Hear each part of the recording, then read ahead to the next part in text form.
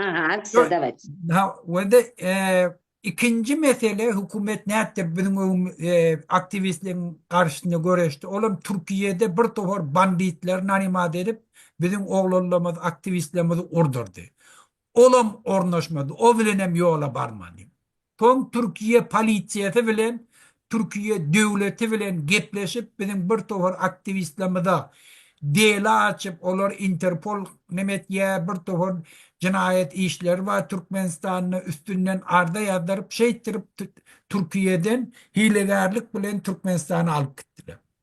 Yönetişilen hiç kaydı bizim halkımızın, aktivistlerimizin hareketinin önüne geçirilmedi. Şol için bir neme etti de hiç vakt ol yenip bilmeyebilir. Sebebi her bir aktivistin idinde onlarca, yüzlerce potansiyel aktivistler var tayin şolun yerinde olur mu? Şol için bir dine bizim yurdumuzdaki bolyanda dünyanın yüzünde şeyler. Hakka karşı, adaletliliğe karşı görüşmeklik ol bir zat ki hemme halkı öz idi bilen çekke. Ve biz bir kanun hareket edem da biz tolka vramka kanunu işleyek. Hükümet her hilelikle bilen bizi bir kanun yolla bilen görüşe itikleyecek bolsalar da şu neselin biz şuna barmadık. Şol için bizim utyan diyerimiz nämeden ibaret? Biz kanun esasında dünyadaki bar normativler boyunca öz görüşümüz devam ettirýär. Enne üstade men Türkiye devletine yüzlenecek bolýar. Biz bütün Türkmenistanlılar Türkmenistan'ın hakiki eyeleri. Şuun hemme kişi bilýär. Türkiye devleti bizden hem gowy bilýär. Türkmenistan'ı bir tofar haramdada dine Türkmenistan'ın baylygyny talamak için şu tadı otýarlar. Şu neçelliğinin bütün dünya devletleri başka alternatif görmediği için şunun etyerlerinin önüne tesin çıkarmanı otuyla. Ola da karşıya Türkmen halkı, Türkmenistanlılar nehili özleri, öz ıkballarını çözecek olayarlar. Öz yurdunu eye çıkacak olayarlar. Şol için hem mekster etiyor. Halk neçe aktif şuurda hareket edip başlasa dünya cemiyetçilerinin ünti şol aktivistlerin üstüne oluyor. Şola neyli güçlü olsa ola şoları kollamaklık bilen bolýarlar. Şol için Türkiye devletim inni bir derece yetti ki şuna akıl yetirmeli. Ve bizim kök aktivistlerimiz Türkiye'de köp Türkmenistan'dan kaçıp gelen adamlar da Türkiye'de. Türkiye'de şolun közenip görüşünü görýärler. Şolu öz çağalarını görüp bilmeyenlerini görýärler. Şolu bir kanun Türkmen devleti şolun pasportlarını düzeltmeyen için Türkiye şonu görýär. Şolar yurda gidellerine çıkıp bilmeyenliklerini görýär. Girtelep girip bilmeyenlerini görýär. Şol için Türkiye şu zatlaryň hemmesini bilýär. Şol için Türkiye devleti bir zady bilmeli. Eger halkın tarafında bolsaň, hemişelik dogullygy şu devlet bilen dostluk ara gatnaşyk saklap bolýandyr. Eger diktatör tarafında dursaň, şu diktatörün yıkılmağı bilenem ara gatnaşykda da bozulýandyr. Biz hiç wagt Türkmenler, Türkmenistanlılar Türkiye bilen aramız bozosmaz gelenak. Aramızda kine bolarını İslam'da. Şol için hem Türkiye devletine, Türkiye cemiyetçiliğine, Türkiye halkına bir zadi belläsimiz gelýär. Häzirki Türkiye devletinin etýänleri, yani dürlü bahaneler bilen bizim aktivistlerimizi cinayetkarlığın eline tavşırmağı bir halkın içinde yüreğine kine döredik biler. Bir kineyi ayırmakla kıyın bolor.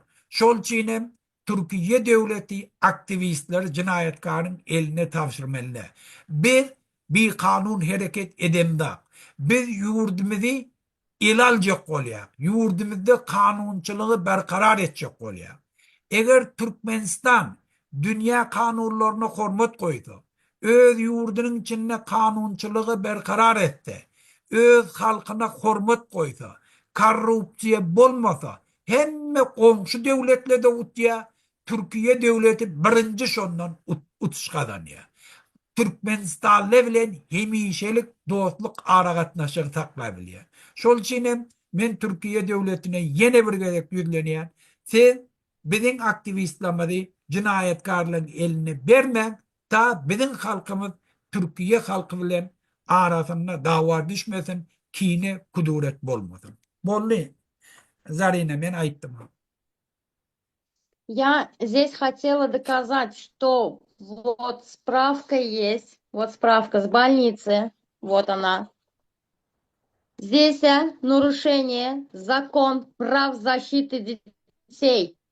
Что, когда я только недавно сказала, что моего ребенка консульства, работники консульства ударили, вот эта справка есть, доказательство. Здесь я хочу сказать, что нарушаются законы детей, женщин, людей. Здесь нарушаются законы всех, кто говорит. Здесь нарушаются законы тех людей, которые действительно лежат в Клёс-Мезаре, умершие. Здесь нарушаются законы тех, которые насиловали. Здесь нарушаются законы, которые убивали.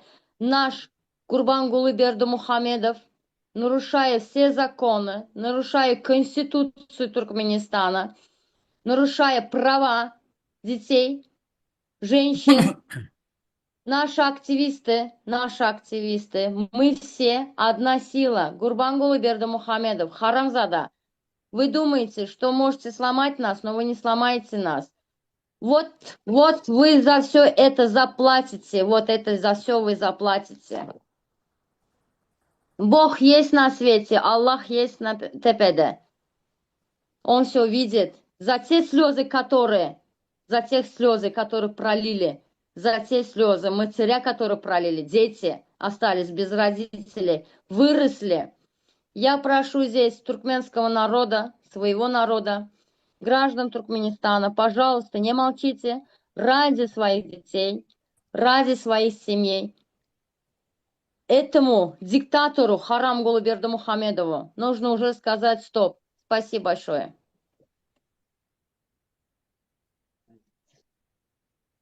Lale söz vereyim. Можно я на турецком, к турецкому Да, правительству да, да, обращусь? давай. Ага. Herkese merhaba.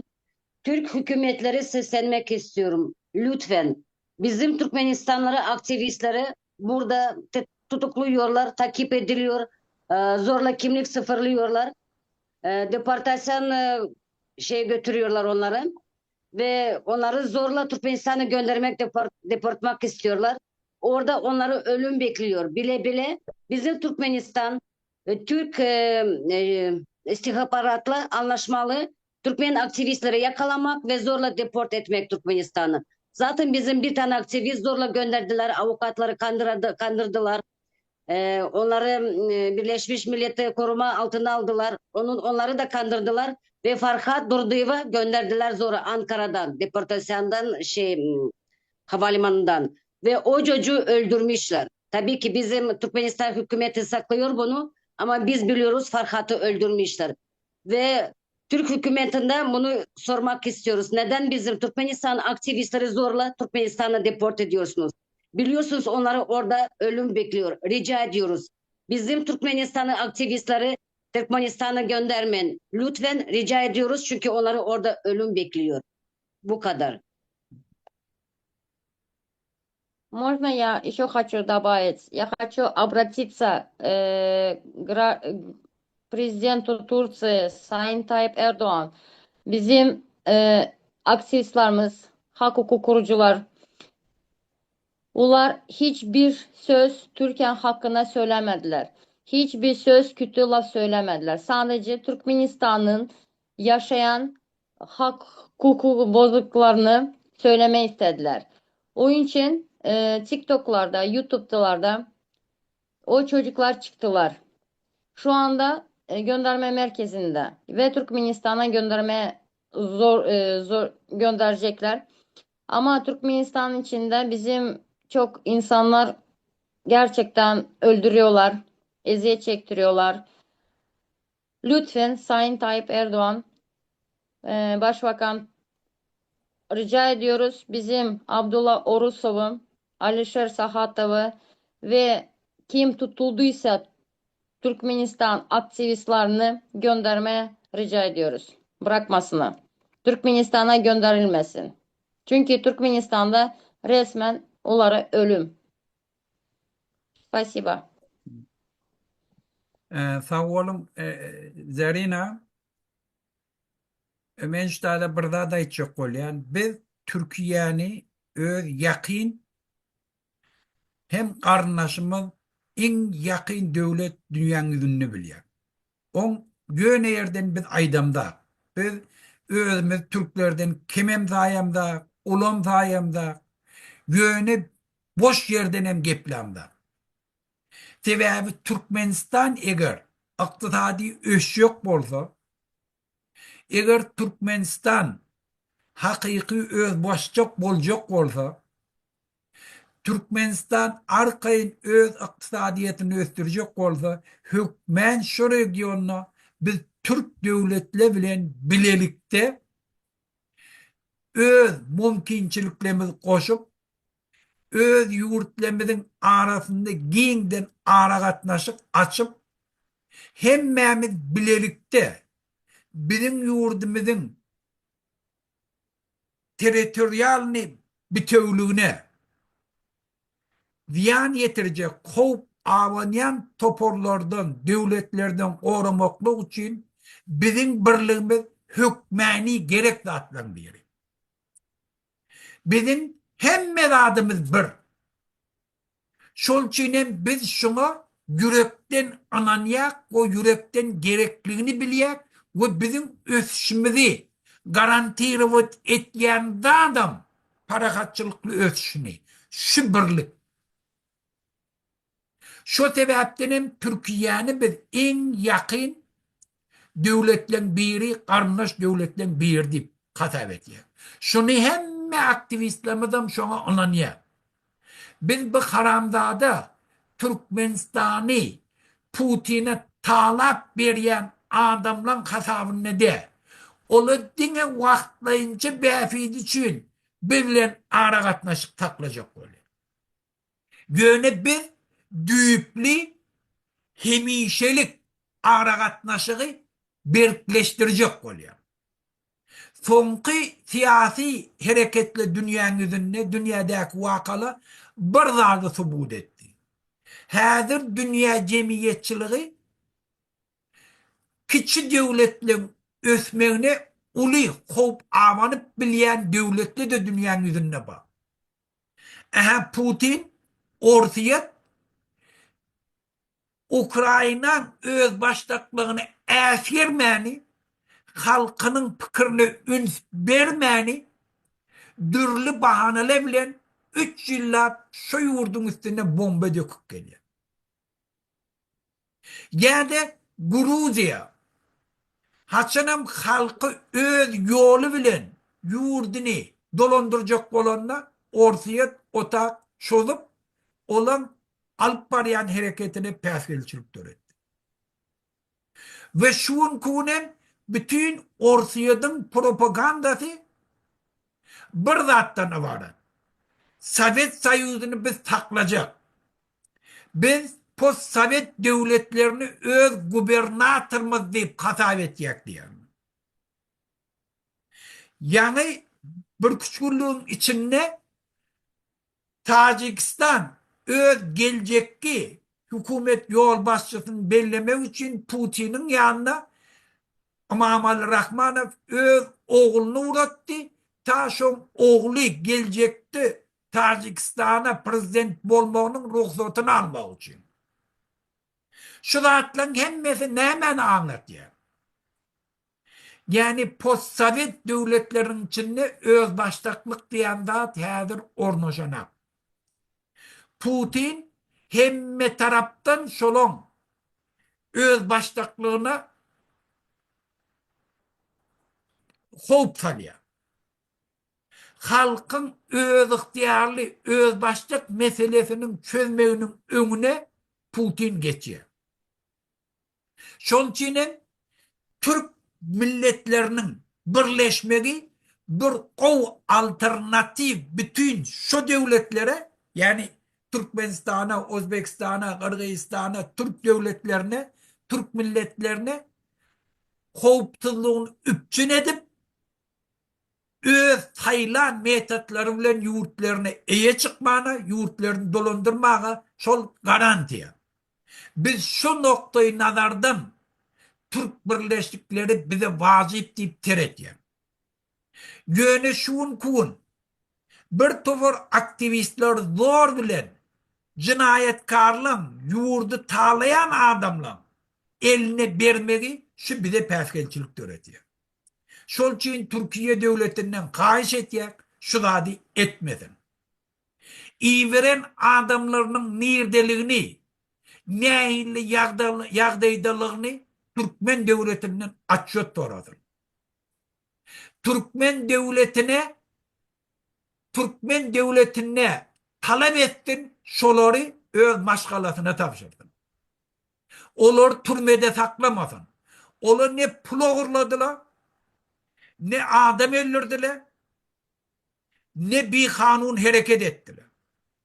Olar Türkmenistan'ın konstitusiyasına layıklıkla dünyadaki bar normatifler boyunca dine Türkmenistan'ın kimçilikleri, bir kanunçılıkları, bir düzgünçülükleri beyan ettiler.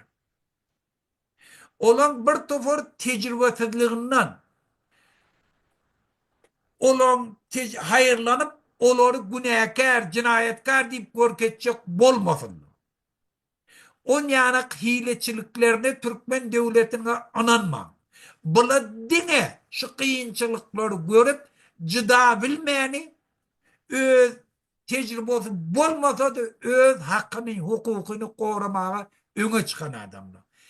Şu harekette de yanlışlıkla bolup biler. Yöne ona ulu meçberde teretten şunu öz yurdundaki bir düzgünçülüğe teretyenliği teretten olan yanlışlıkları hiç ademde ona gözüm olmam. Türkiye devletim şunu biliyor. Son için Türkiye devletine yine bir de kahiş edecek. Siz eğer Türk milletlerinin birleşmeni yürekten isteyen olsanız onu Türkmen aktivistlerini Türkmen devletine tavşırma. Bollum ben. Зарина Айдывер. Я хотела здесь добавить, что наши Гурбангулы Бердымухамедовы ломают закон женщин и детей, еще раз подчеркнуть. Причем некоторые женщины выходят замуж за турков и по какой-то просьбе уезжают в Туркменистан и не возвращаются. Также и не возвращаются дети. Почему Гурбангулы Бердымухамедов ломает законы? Почему этих женщин не возвращают в Турцию? Причем здесь народ? Пусть отпустят детей, пусть отпустят жен, пусть семьи не ломаются. Мы боремся, мы активисты боремся за вашу справедливость, за вашу честь, за ваше достоинство. Спасибо. Zarina yankı mekbozga meselen ölen vajny mesele. Tebebi her bir devletin esası yaçeyketi semya. Eğer bir semyan ağırgatlaşını devlet koşulup şonu bozsa ete pristüpleniyor. Türkmen devletim şonu sistematik edip geliyor. Münlerce Türkmenistanlılar daşarı yurttan gelin aldılar ya durmuşa çıktılar.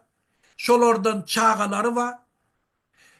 Bulan hemmeden öz yurduna arkayın gidip gelesi geliyor. Консульство нормально не работает. Документы нормально ничего не делают. Yöne Türkmenistan'ın içindeki bar bir düzgünçülük, bir kanunçuluk, edenetlilik, şu maşgala vuran adamların önüne ulu bevet bolup. Şolan maşgalalarını bozuya, çağalarını köfeye. Şu bir cinayettir. Şol için şu meseleni en esasi mesele alıp Türkiye devleti hükmen Türkmen devleti bilen şu meseleni çözmeli. Sebebi münglerce Türkmenistanlılar Türkiye durmuşa çıkan ya Türk grajdanları Türkmenistan'a durmuşa çıkan yakın ara katnaşıklar kuran. Şolong hemmesi şu meseleden köseniyor. Şu bir devlet derecesindeki mesele öwürli. Sebebi eğer maşgala bir devletin düýbi, kökü, ýaşaýkesini alsak, şu ýaşaýkany şulu düýýe bozýar. Çağalar tramvirowut etýär. Çağaları atasız, ecesiz terbiye almağa mecbur etýär. On pasleýswaty geljekde olan durmuşunda göz täsir etýär. Bu şoň täsiren her bir opşistwan içinde bir topar negativ ýableniýeler döretýär. Şu zatla öňüni almak üçin hem şu devlet derejesinde oturup teredelmeli meselelerin biri. Можно мне еще к турецкому правительству обратиться Давай, насчет таких? Tekrar Türkiye hükümetime seslemek istiyorum. Burada bazı haberler duyuyorum. Bizim Türkmen aktivistler Türkiye'ye zarar verecekler. Bizim Türkmen aktivistler kesinlikle Türkiye'ye zarar vermeyecekler. Onlar sadece hakkını aramak için konuşuyorlar. Bizim için konuşuyorlar. Bırakan çocuklar için konuşuyorlar. Haksızlığa karşı konuşuyorlar. Kesinlikle Türkiye'ye zarar vermezler. Lütfen tekrar rica ediyorum. Biz sizleri çok seviyoruz ve Türkiye'ye güveniyoruz. Bizim aktivistleri bırakacaksınız, serbest bırakırsınız ve bize güvenin. Gerçekten bizim insanlarda Türkiye'ye zarar gelmeyecek. Bu kadar. Biz Abdullah Orusova ve Alişer Sahatova ve Umide. bir tane Umide kadın var. Bekcanova. Umida'nı bırakmasını istiyoruz. Sizin Türkiye'nin adaletine güveniyoruz. İnşallah tez zamanda çocuklar bize kavuşmasını Türkmenistan'a göndermesinler. Ailesine kavuşsunlar. Alişer Sahatov'da 4 tane çocuk var. Babasız büyümesinler. Aile bozulmasın. Aktivistleri rica ediyoruz bıraksınlar.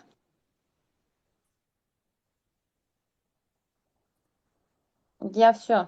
Öyle zarine kutarayım onunla. Hı hı. Ага. Более он vatandaşlar тогда заканчиваем за это. Мы будем продолжать потом с многими людьми, потому что многие хотят присоединиться. Просто мы сегодня Обязательно. так сделали и будем продолжать.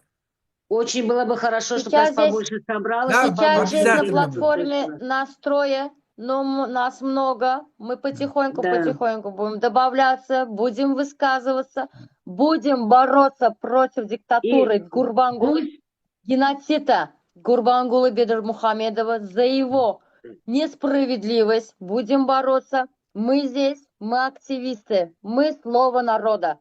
Спасибо. Да. Еще я хочу сказать Берду Мухамедовой, МНБ, кто преследует активистов, пусть запомнит. Вы задержите 3 активистов, появится 300. 300 заберете, появится 1000, миллион появится активистов. Всех вы не переловите. Вот и все. Men yine burada aydatım böyle yaşlarda.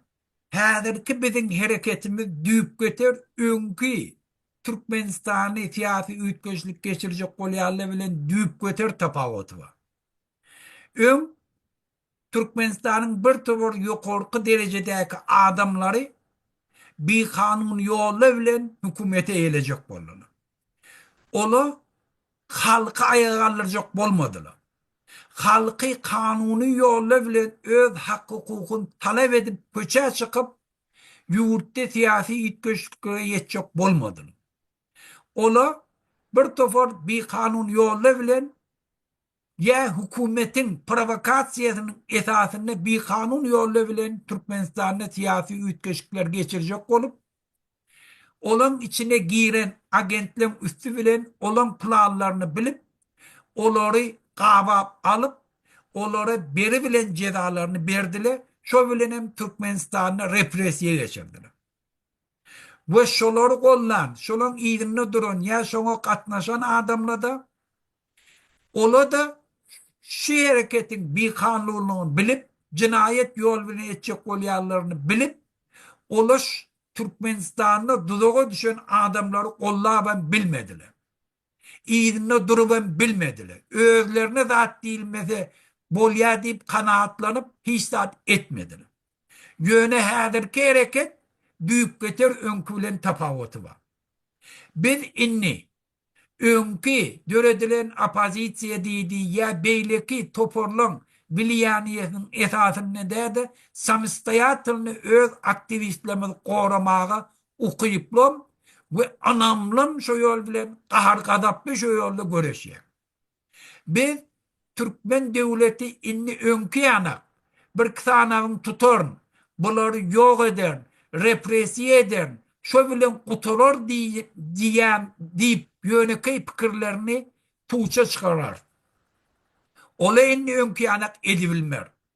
Biz inni hiç ruhsat vermer. Şunun 4 yıl iyili giderli bizim halkımızın hareketi günme gün Tanrı'nın hem kaç sıfatının hareketinin kaç ütkömegi şun subutnamasıdır. Şol için biz bula bizi korkutup onu tutup bunu tutup alıp gidip yok edip bizim hareketimizin önüne böget bolor diyen yönekey fikirlerini puça çıkarır. Şol için beyle fikir edip otururlar. Neyse bir de adar verecek olsanız, neyse bizim karşımıza hareket edecek olsanız, sonçada bir güyüceler ve şu güyücem sizi bir momentte ayırır. Şuna berk yadınızda salın. Sizdine birce yol sizin önünüzde var. Onun yurdun içinde halkın isteklerini kanaatlandırmaktan, halka hürmet koymaktan, kanunçılığı berkarar etmekten, korrupsiyanı ayırmaktan, Türkmenistan'ın daşar yurdaki problemalarını yeke oturup en ansat usulları bilen çözmekten ibarettir. Eğer siz şeyseniz, halkın hareketini köşedip bilerseniz, bu şöyle birlikte de Türkmenistan'da siyasi ütköşüklere de yol açıp bilerdiniz. Yurdumuz parakatçılıkla hem kanunçılığa gelir, hem parakatçılıkla siyasi ütköşükle gelir, hem korrupsiyan önüne geçip bilir.